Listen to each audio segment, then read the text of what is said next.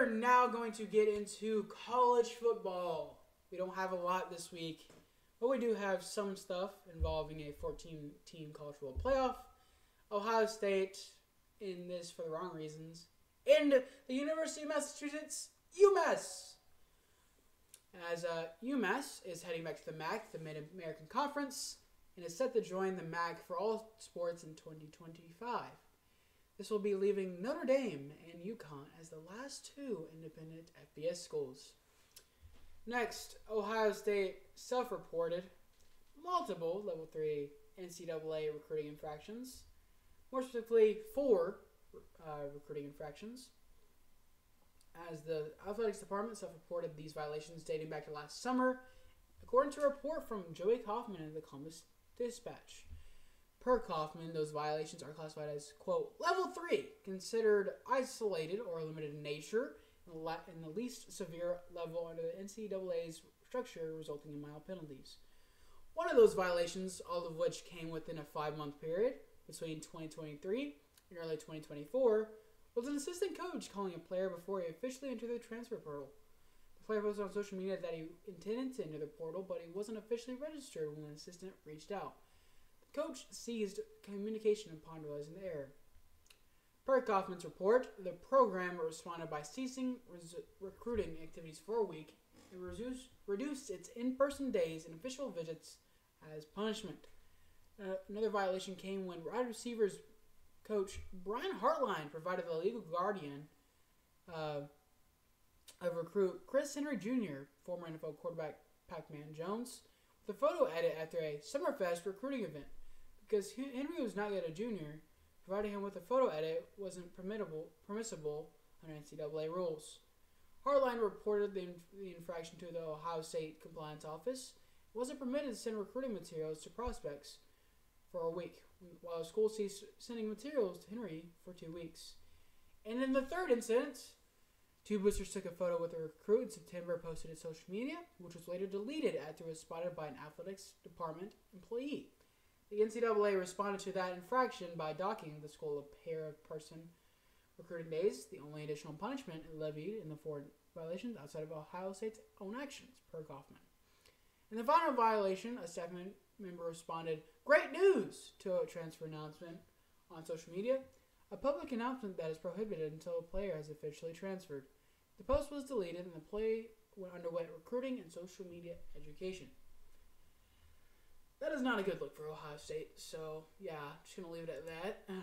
I just don't get into all that jibber-jabber, because it's just not really for me. A 14-team college football playoff, it has been in discussion in the earliest year of possibility, 2026. The 12-team college football playoff field with a 5-7 format is set in stone for the next 2 seasons of 2024 and 25. But the door is open for changes in 2026. There's been talk about this, which notably features the Big Ten and SEC getting 3 automatic bids apiece. Ross Dellinger of Yahoo Sports provided more information on this. As he said, quote, in a format being socialized among major conference administrators, the Big Ten and SEC received 3 automatic qualifiers into a 14-team field, the ACC and Big 12 getting 2 each for 5's best team qualifying as well. Such a model would feature 3 at-large spots to the highest-ranked teams outside the automatic qualifiers.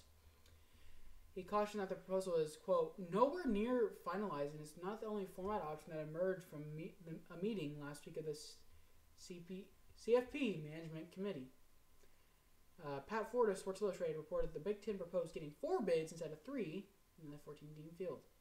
The next 2 years will see the 5 highest-ranked conference champions make the CFP.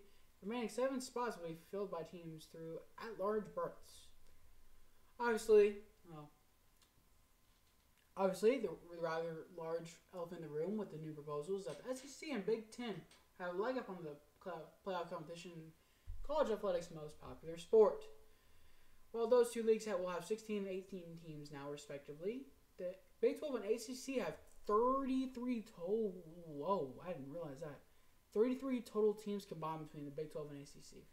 Granted, the former two leagues sport teams who have historically done better in football, but the Big 12 and ACC still face an unideal situation here. As Dellinger spoke on the matter as a Power 2 clearly forms in the post-Power 5 era. He said, the SEC and Big 10 swelling to combine 34 members with some of the sport's biggest brands are jockeying for more access than other leagues. Dellinger wrote, the format reflects the growing gap between the new tier in the sport, the Power 2, and all others. Honestly, this will be interesting to see if they go through with something like this. But I did see a report where TCU head coach Sonny Dykes was just not on board.